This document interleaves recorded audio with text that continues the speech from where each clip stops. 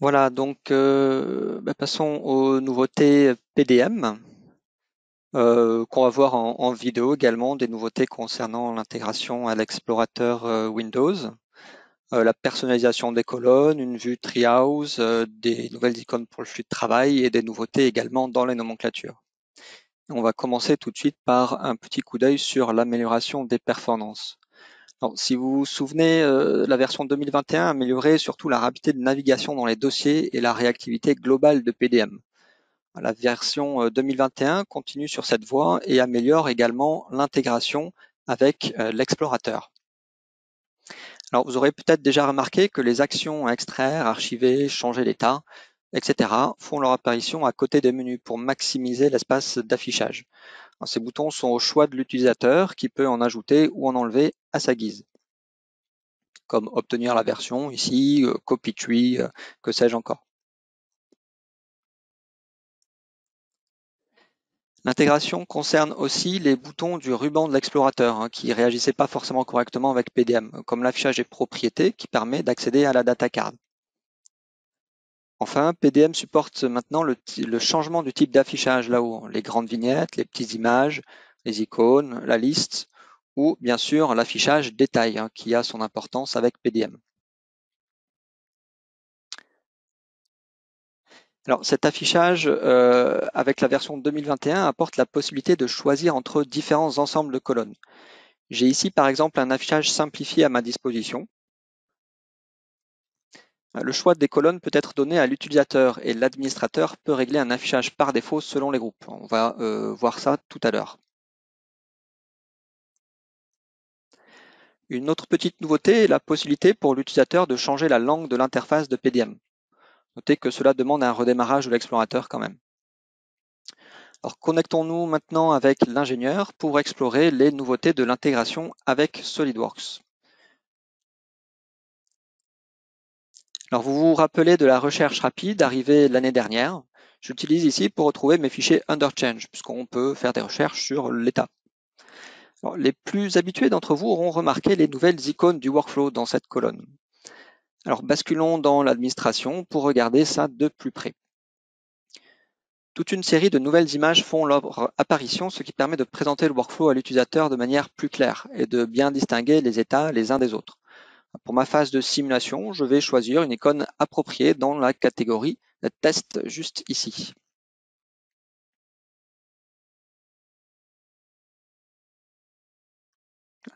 Et puisque nous sommes dans l'administration, jetons un coup d'œil au paramétrage des ensembles de colonnes qu'on a vu juste avant. En plus du choix des propriétés, je peux attribuer l'ensemble simple comme ensemble par défaut pour les groupes viewer et manager, qui n'ont pas besoin de tous les détails. Notez que ces colonnes sont paramétrables pour la liste de fichiers, mais aussi pour les fenêtres d'extraction, d'archivage, de changement d'état et les onglets contenus et utilisés dans, ce qui permet d'harmoniser l'interface du utilisateur en ayant les mêmes informations accessibles de partout et par tous. Enfin, une importante nouveauté est le support de la liste de pièces soudées dans les nomenclatures calculées de PDM. On peut, dans l'administration, inclure dans les baumes calculés les listes de pièces soudées et les références de pièces dérivées, c'est-à-dire les insertions de pièces dans une pièce. Alors pour explorer cette possibilité, revenons à notre pièce underchange. On me demande ici de réduire les coûts de fabrication. Alors avant toute modification, je vais faire une étude d'impact grâce à l'onglet Utiliser dans. J'y vois toute une série d'assemblages l'utilisant. Ils sont encore à l'état under editing, je peux donc les extraire pour les réserver le temps de la modification de ma pièce et pouvoir les mettre à jour rapidement ensuite. Pour y voir plus clair dans toutes ces références, je peux maintenant basculer sur un affichage de type Treehouse pour ceux qui connaissent cet outil et qui l'ont déjà utilisé. Ça ressemble à ça. Lorsque plusieurs projets utilisent ma pièce, c'est très utile pour comprendre les relations sous forme graphique. De nombreuses options permettent d'afficher les plans, les versions, les détails, les vignettes. Cet affichage est également disponible dans l'onglet Contenu. Ouvrons le premier assemblage pour comprendre le contexte de la modification demandée. Ma pièce est contenue dans le sous-assemblage 2446 avec des systèmes de fixation. Cette pièce est pour le moment modélisée d'un seul bloc, ce qui coûte cher à la fabrication, peut-être même en impression 3D. Je vais remplacer ce système par une construction de plaques soudées très simple. On passe ici sur les modifications dans SolidWorks, ce n'est pas le sujet.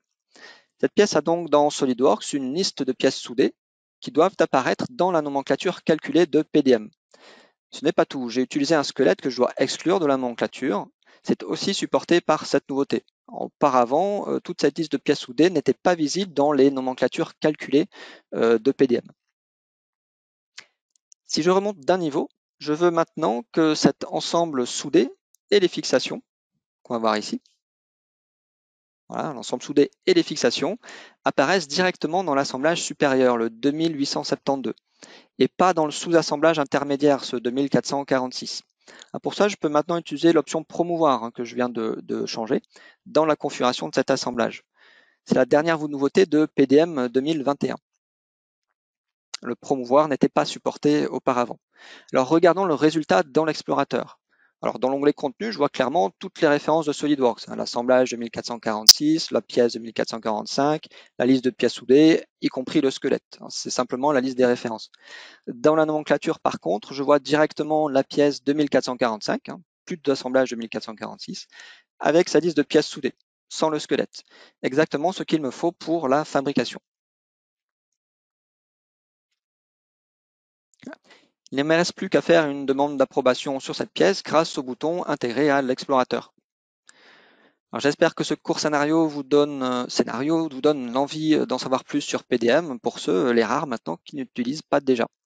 Alors, si ce n'est pas encore le cas, revenons rapidement sur quelques chiffres de l'amélioration des performances. Alors, ces chiffres concernent le temps d'affichage de la fenêtre d'archivage, qui montre notamment toutes les références des assemblages à archiver. 93% de gain, c'est énorme. Cela concerne des assemblages avec beaucoup de configurations. 1859 configurations, c'est énorme. Mais on a des clients qui approchent de ces chiffres-là. Et surtout quand on archive de nombreuses pièces et assemblages en même temps. Un dernier tableau pour illustrer l'optimisation des requêtes réalisées par le développement, des requêtes à la base SQL. 93% de gain de temps sur la destruction des fichiers, c'est-à-dire le vidage de la corbeille, tout simplement. Quelques chiffres un petit peu moins impressionnants, mais qui font toujours plaisir. L'ajout de fichiers, 1,5 à 3 fois plus rapide. L'archivage et le changement d'état, 25% plus rapide.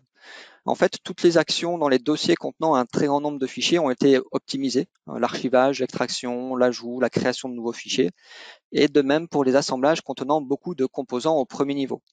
Les temps d'ouverture, d'enregistrement et de changement de fenêtre sont accélérés grâce aux optimisations réalisées dans PDM. Voilà pour PDM et ses nouvelles fonctionnalités et surtout, encore une fois, l'amélioration des performances. Et je repasse maintenant la main à Abdel pour la FAO.